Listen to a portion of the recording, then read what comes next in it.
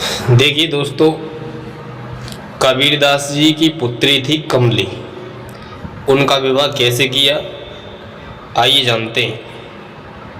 बहुत समय पहले की बात है कि संत कबीरदास जी वाराणसी में रहते थे। वे ना तो हिंदू थे और ना ही मुसलमान थे। उनका मार्ग केवल सत्य का था। कबीर एक जुलाहे थे, लेकिन उनका मन भगवान में लीन रहता था।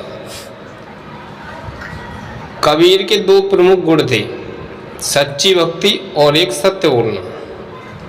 चाहे कोई भी हो उनके सामने आ जाए, वो ये उनके दो प्रण थे। कबीरदास की जो पत्नी थी उनका नाम था लोई। जब लोई एक दिन उनके घर थी तब उन्होंने एक कन्या को जन्म दिया। तो उस कन्या का नाम रखा था कमली। कमली बचपन से ही शांत, सादगी भरी और संस्कारी थी। वह अपने पिता कबीर की तरह ही सत्य और भक्ति में रुचि रखने लगी।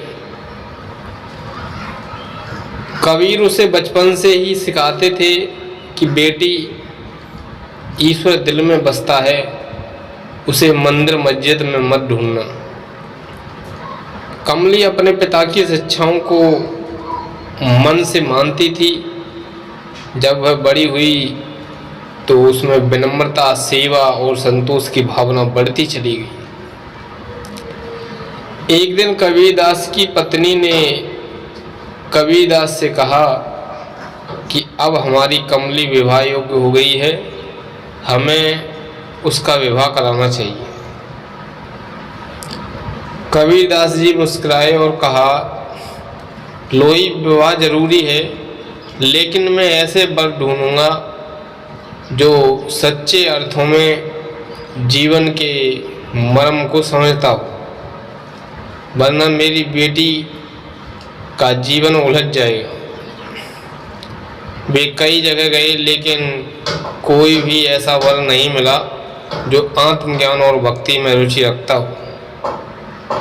ज़्यादातर लोग धन, रूप और जाति को ही सब कुछ समझते थे। तब एक दिन कबीर ने एक सभा बुलाई। उसमें उन्होंने कहा कि मैं अपनी बेटी कमली का विवाह ऐसे व्यक्ति के साथ करूंगा जो सच्ची आत्मा हो, जिसे ना जात का घमंड हो ना धर्म का। कई लोग आए, लेकिन जब कबीर ने उनसे पूछा,